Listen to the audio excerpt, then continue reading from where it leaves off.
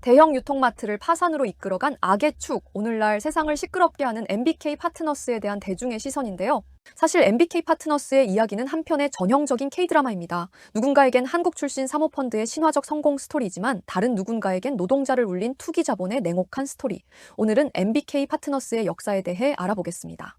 마이클 병주 김병주는 1963년 경상남도 진해에서 태어났지만 10대 시절부터 미국으로 유학을 떠났으며 그곳에서 하버퍼드 칼리지와 하버드 MBA를 거치며 미국 투자은행인 골드만삭스에 입사합니다.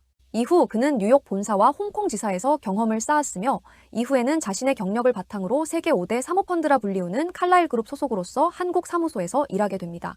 김병주는 그곳에서 한국 최초의 민영화은행 인수합병 사례였던 한미은행 거래를 성공시키며 4년 만에 7천억 원의 차익을 거두며 일약 금융계의 스타로 떠올랐지만 독립을 결심하고 자신이 주인이 되는 사모펀드를 설립합니다. 그는 자신의 이니셜을 따 사명을 MBK 파트너스로 짓고 2005년 칼라일 출신 동료들과 함께 회사를 설립했습니다. 당시 한국에는 사모펀드라는 개념조차 생소했습니다. 하지만 김병주와 그의 동료들은 자신들이 가진 글로벌 네트워크를 바탕으로 다양한 투자를 이끌어냅니다. 2005년 설립 이후 MBK 파트너스는 평균적으로 투자자들의 자금을 2배 이상으로 늘렸으며 4개의 펀드에서 연평균 내부 수익률 18%를 기록했습니다. 2019년 MBK 파트너스는 아시아에서 5건의 가장 큰 매각 중 3건을 성사시키며 35억 달러의 수익을 올렸으며 2022년 기준 아시아 최대의 사모펀드 운용사로 성장하는 데 성공하였습니다. 대표적인 MBK 파트너스의 성공적인 딜은 코웨이 인수입니다. 웅진그룹의 유동성 위기 속에서 코웨이를 1조 1915억 원에 인수한 MBK는 구조조정과 실적 개선을 통해 기업 가치를 대폭 끌어올렸고 불과 3년 만에 웅진에 1조 원 이상 차익을 남기고 재매각에 성공했습니다.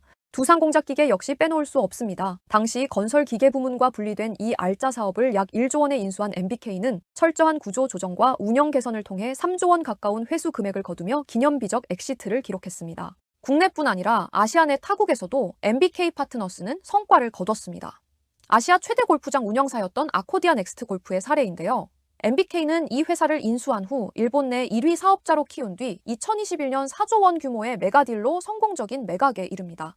당시 일본 M&A 시장 최대 거래로 기록되었으며 투자금의 4배를 회수한 MBK는 명실상부한 딜메이커로 주목받았습니다. 그러나 이러한 사례들만으로 MBK 파트너스를 마이다스의 손, 한국형 사모펀드의 희망과 같은 시선으로 바라봐선 곤란합니다.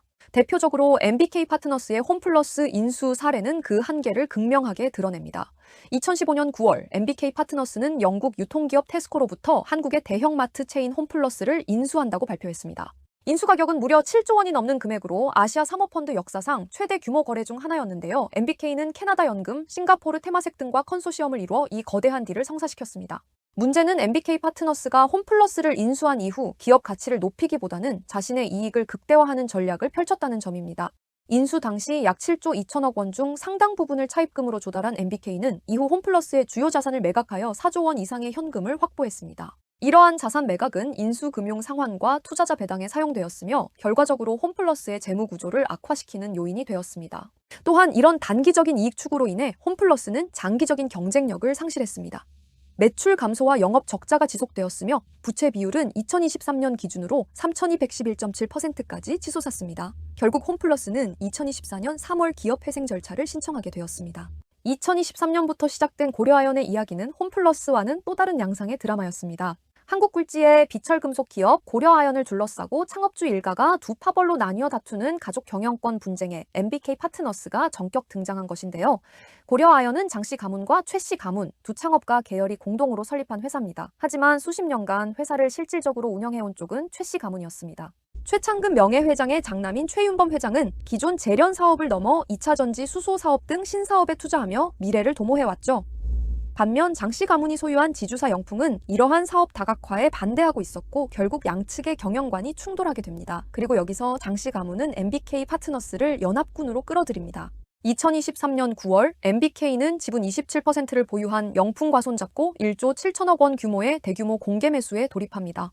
목표는 분명했습니다. 최씨 일가를 밀어내고 장씨 일가를 최대 주주로 올리는 것. 그 중심에 MBK가 서 있었습니다. 이는 MBK가 기업 외부에서 지분을 늘리며 경영권에 개입하는 이전과는 다른 방식의 행동주의 펀드 전략이었죠. 하지만 이런 전면전은 단순한 가족 간 갈등을 넘어 곧 한국 사회 전체의 민감한 신경을 건드리게 됩니다. 고려아연이 위치한 울산 지역 정치권은 강하게 반발했고 MBK의 자금 일부가 중국계 자본과 연결돼 있다는 이슈가 번지며 국가 핵심 전략 산업이 외국 투기 자본에 잠식될 수 있다는 우려까지 확산됐습니다. 결국 이 싸움은 아직까지도 극도의 긴장 상태에 있습니다. 경영권은 여전히 한 치 앞을 내다볼 수 없는 전쟁이 이어지고 있는 현재 진행형 이야기인 것이죠. MBK 파트너스는 정말 기업의 미래를 위해 뛰어드는 책임 있는 투자자일까요? 아니면 지분을 쥐고 흔들다 한탕을 노리는 금융 이익 집단에 불과할까요? 여러분의 생각을 들려주세요. 꿀팁!